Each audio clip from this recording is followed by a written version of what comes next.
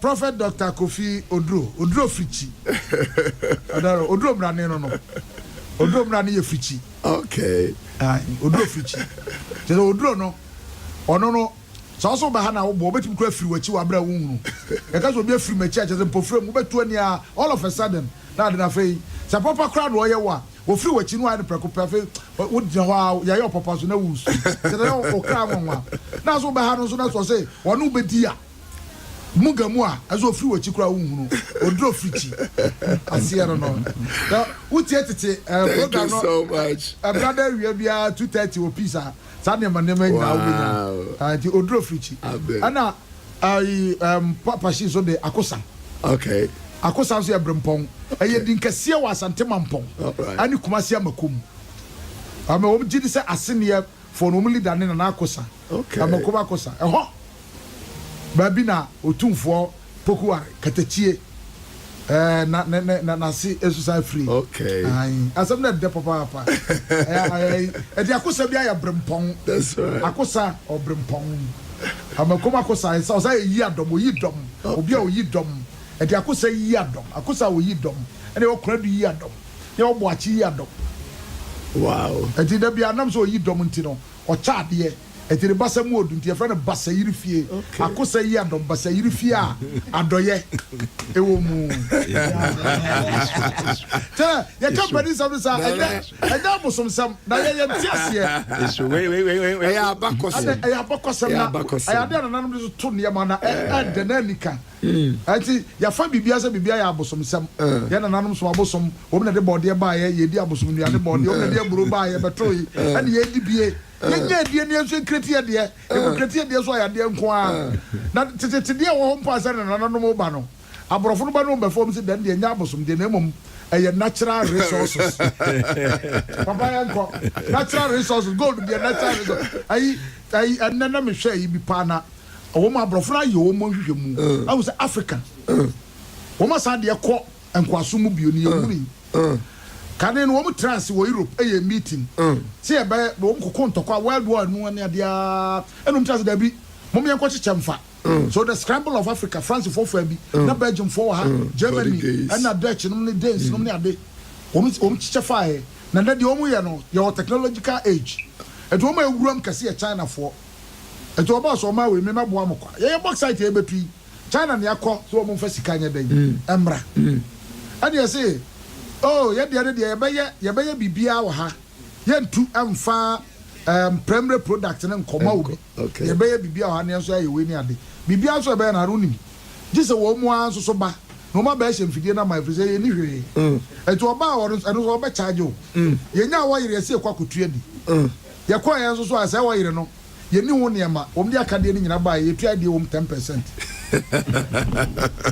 me won kuko 10 ada bro nya aduro na mikokum bi mi dibe ma ho mi dibe ma me ma me aso ma wi bi e ti anye kro me kum basics me kwa e me am nkoko ne se me die wo mu wan Oba enko this is African black people na when you me ache wade yesoronko you know when so ya adum ya adum soronko kase nyansa kase nimbi o ya adum kese say we a Hellenic Greek ni a enka we a great philosopher yeah Aristotle no money Socrates no money Plato no money adie kasanim de kase nyansa abakosam no money adie tetesam you know and wo mokura no ade enantie ena ukusa eda paso a very prophetical year ewie bree ayasin hia de kase ye was obi atimi manani da ho and I know ye has ye free Matthew 7:15 no Yesu bo kokko osemonhwa mo hu yi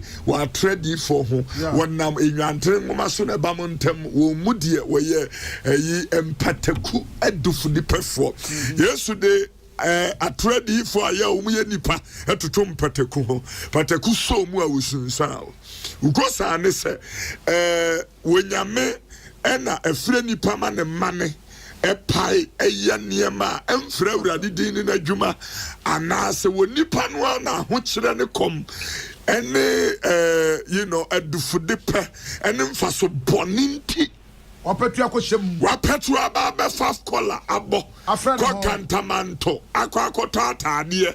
Kasok edi che butuniti. Ekuta poma kese. Adane ad bishop. Yeah, woman in Namunkra ha. Kosani very interesting. Me de be free Tito. Etre dika. Emwayeni na me ye free kire krunkrum. Tito etre dika imu a eye edu. Na etivi asem no osi creator asafumu agegefo. Creator asafumu agegefo. Agegefo. Wawuru emuaya no waponi ani di akire yen. Kosa ni muaya ne se agegefo aba be fra wonyame adwuma. Nipa ni bebre onu mu a wo mo hyenwan ngoma but wo mo ya agegefo. Ampeteku. I'm telling you. Miura wadabro ma unkinge free edu ekosi edumi no emi ahwe abrade aso. Free say. Ahuhusam kafo. Ahuhusam kafo. Ani na adafo. Asuwi pi. Ay my God. Awo ho. Wa so awuo. Wa so awuo. Ni titiri no. Wona wo free twetiatwam. Na esese wotua wona no what say you tia ya na o kasa agrofo say ara kasa tia you know ya mendo ya what say you tia wo man no mo mani nyina mo nyini ya wo ka no mo koto mo mani na mo na ara kasa tia obi o say osoma for po you know Tito and e twere saade o say esese wotua wo ano me pa jo ka to aso o say esese wotua wona aniwuo mfaso ni wono ne wode abehye ho wakyerɛ de ense my God aniwuo mfaso nti last Thursday we send me video kitua bi yeah sofo mua ejina akonwa so na asore ma obi e ba wode Fanta ni Coke baako obi a ekuta no ye biesu ne yehwiagu apampa so ne sane wona wo kɔ ne firi wonyame abode yemfiri ase se Coke ni Fanta na gini pa Ghana for mamani na ho I'm telling you and near money bebre on mo man hwe yamukoto kum because you dey abrade dia bata I was your friend and new one fast wo a nipa pe wo mfaso a new one fast nti o cheche de ense my God the dani afie mu butu the dani afie mu butuo dani afie bebre mu abutu o ma me ye bayifuo unua ye bayifuo enti woni pa nam we one ne ma me nkasa okwa abusua fie onchia wo bia okwanhia mu di ase enu aduane wonni tiane efiri se wo dani afie butu I'm telling you now yeah baba be see ase no you will understand me we pa cho kense edu ni no na face wo mo bia oye wona won di for ka say Creator for ya trofo da. Hey, one more chance. We ya trofo da. Moa bone. We ya moa bone. Akwadofo edidifo. Wa wonu say we ya moa bone akwadofo edidifo. Wa mu ya boys ya begun kra fa. O me ya no be o mani a kira buruchiri. Boys fa nyame mfrɛ wo. Wa mu ya so mko pa adwuma ye. Wala tu wala sakantamanto etwa bills for so no ade mungo to bi na mungo ton planting for food and jobs and sasigu ho mungo nkodo nyame mfra mu apeba bi fa na we nyame asotwe utiani pa why you know I like it was it why ya trofo da why ya mo bone and why ya akwadofo edidifo wadwene kwan ya wo betoka akese. They want the latest Mercedes. They want the latest Range Rover. They don't want, cheap stuff. Because one more, hey, a didi fua. Akwadofua, one more say didi. Akwadofua didi. Be a one pair Juman and so did. Oh, yeah. And a lot of us a cabiosi. Now you know the work, but he the top better. Cabiosi don't like work, but he top better always. They want the latest timepieces. I want them rather was like NCNC, no contribution, no job. But that's what cabiosi. You don't go work, but you go chop.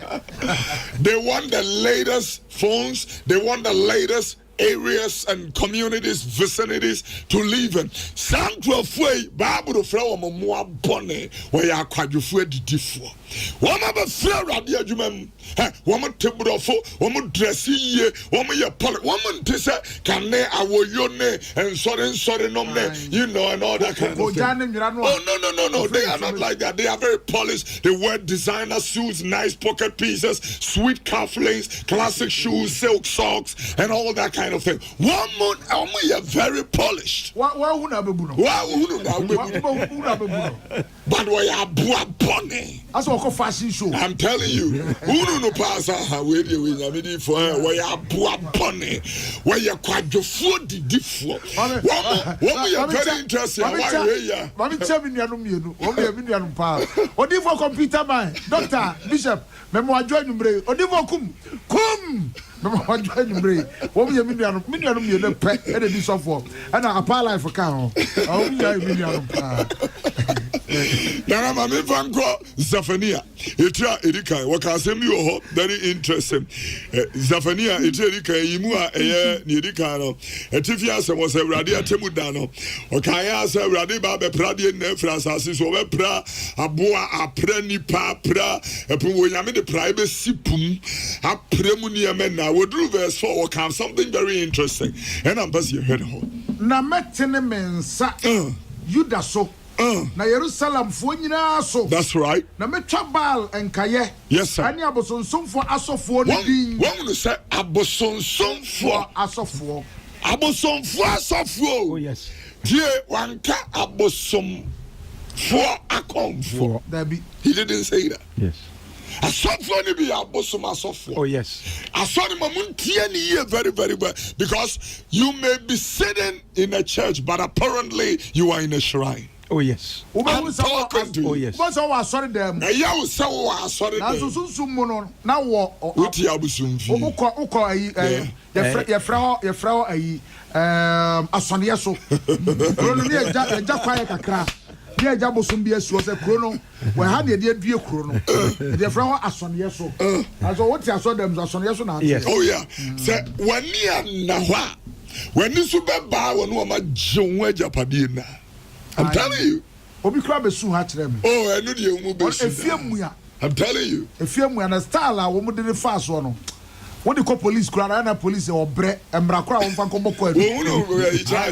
Oh yes, I do. Yeah, because you wonu charge I am proceed to be in spiritual issue. Me baby. Na ba na say won kronkro so be ko America. Na be ko America na won kronkro say be bo for there of 10,000 Ghana. Na wo kwa wo benya visa no.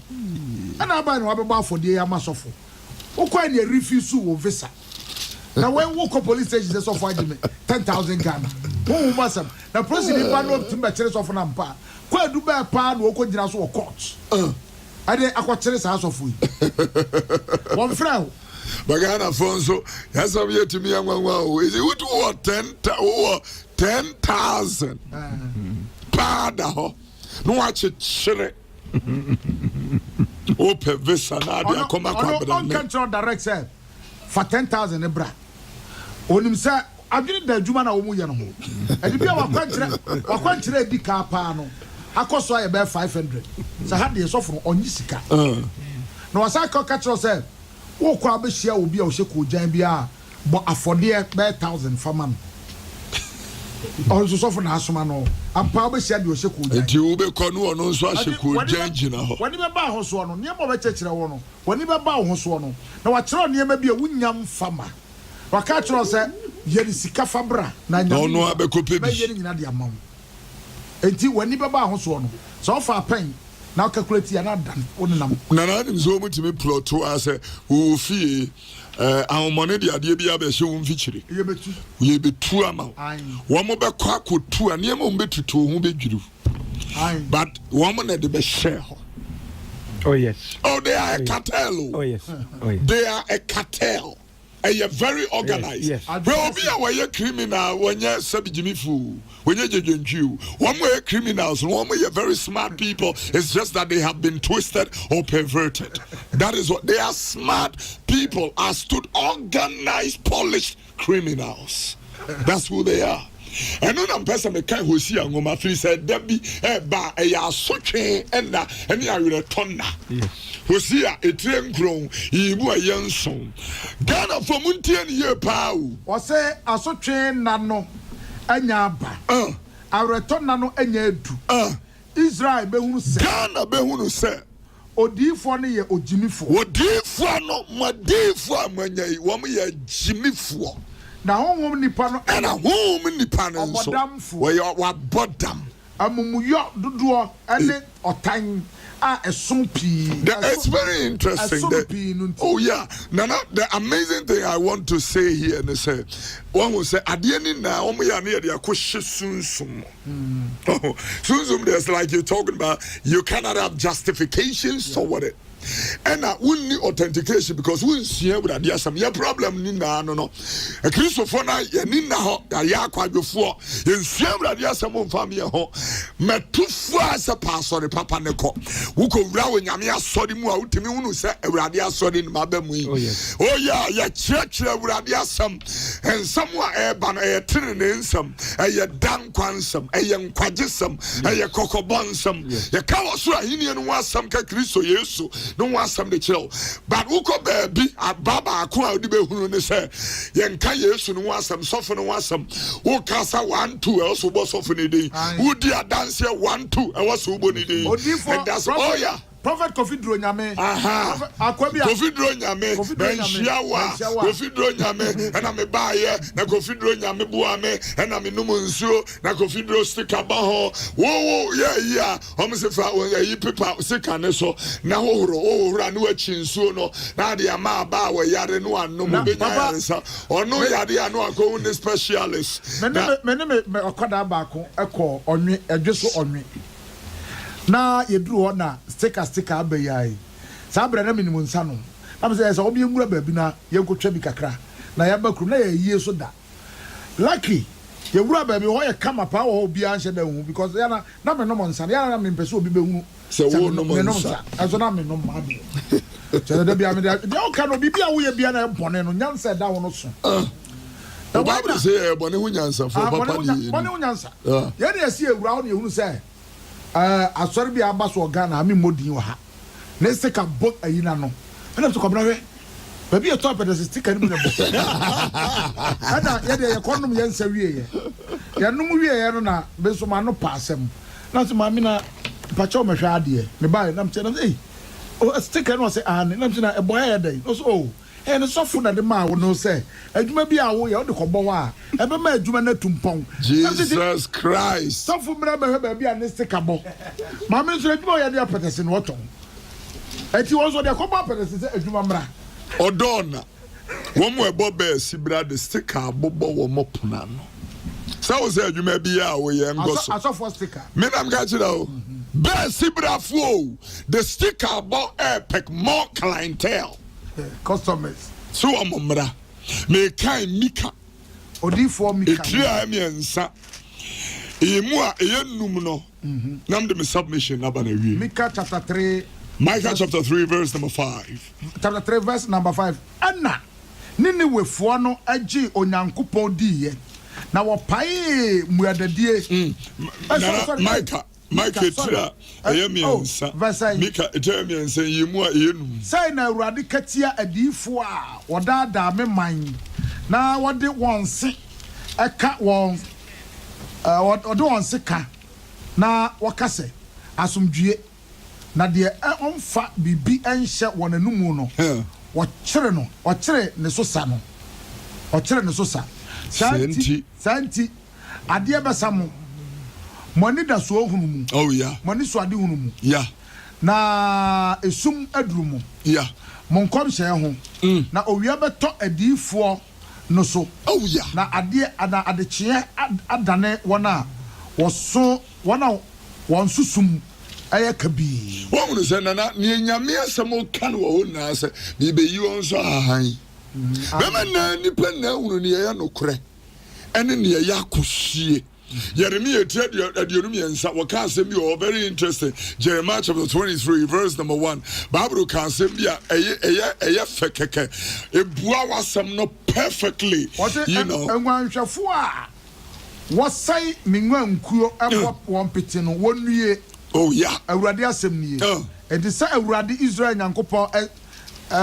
say ye wo ahwefo a wo hwe ne man no enie mona mo abo minwa nkuo no apete wa mo a abefra adwumam ye anye nyame ne frɛ wo mo bo nwa nkuo pete na mo pansam won wo pansam wo na mo anhwe won hwe mona mo betua mo ho enoye mu bone no so ka awurade asem nie na mea maboa minwan nkaya no afiri ensase so ensase a mapam wona koso no nyina so na mede wo mu besane aba wona didi bia bio na wobewo na wado my God na na bra fom kakre bi and then I will finish up with that. Okay.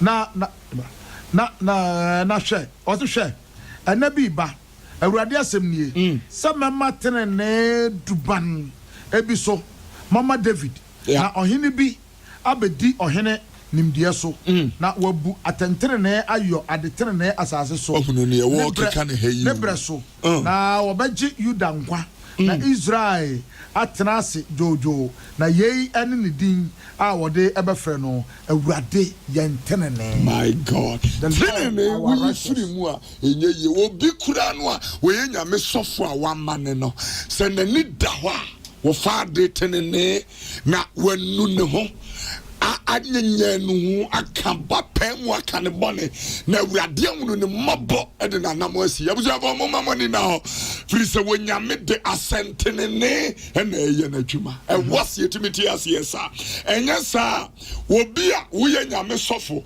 Zafania ho no o se ene abosomfo asofo ene nyame asofo a there was a very year manka any nyamia software we free awurade kwa so there are people like that the category like that yakononti akono higher you minam kachiro akono last LUST yes. Jesus minima dia ha we nyamia safo sa akono and na free bia ba so obi wo yire kra no of ampanafo asofo bobi asori ma bobi mpanifo e wo memu bobi very shocking. Akono high. Akono nti and will be for will be taxing. Akono nti boss so des so near you be ato. I could upaya be a police patrol for akono nti ubeko you know my friend aplami ubeko na car no so was aplami ye prame akono nti akono boni nemfaso boni nti.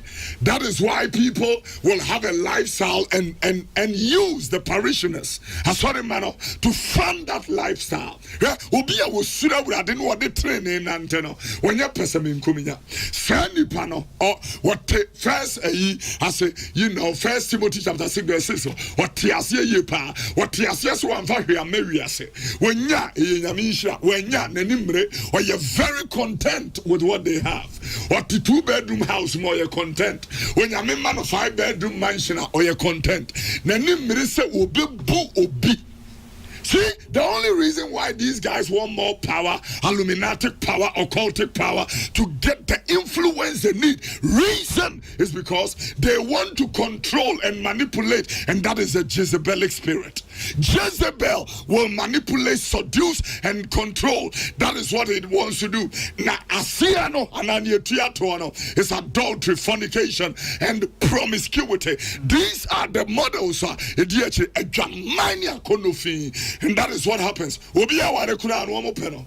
Obi aware virgin wo mo peno. Abofra wasis wo mo peno. This kind of thing. Hey akono even onyame asofo a wo mama ne. Wahwe asianka ne minim ne se e kan boni chire bo ade o enu kwafo ne tiri ni so ode che na what ye free ni antio and one man would the Suronia or Popo said the Philip from Manikai. Hey, one Gazam Quaja and Wajuma, Waka Sida Radiama Nehu, Mobo, what True D, and one Kongman, what Chimo, Abatani Hubu. Ye deep bonnet, a cobonesso, and only a friend of Mumoyo, will be deep bonnet, now what trouble in a swat, where dear Mumosum, some me or ban Messi Suko Fampre when you say, my bonny when I'm but me go 2 years and igua, my yam. amumori. Or the bonnet sa to abonne so. What's bonnet? That is what it is. It is a software here. And I agree because we are Yami you started very well. What she has said, sorry. And to abonne so. And because the moment you don't purge yourself before you go into the pulpit, you go with perversion, you go with pollution, you go instead of laying hands on the people for them to receive a blessing, it becomes a curse. You transfer that lust to them. That's right. Yeah. Very dangerous. What asori bim na ye toa bone so ho nyamsuro ni ho tini ni ho awon popo awon popo how urade any ho. You are in a dangerous place. The reason is because homo ko baby ade wo ye cheka ye chiska ye chentade ye cheniema. That's where they go. And then they go and these extortionists will use them. Whoa, I'm telling you. Now I'm one year now. By the time I'll be no lose soon. Coffee say quite be on one. A cleaning plan so that's Papa Osofu Penina or that Alabaster International Ministry no Prophet Dr. Kofi Oduro or no any the Yamina no so dia safono ba ya osanso ya safono eti na ye ka mo se ugidie any say any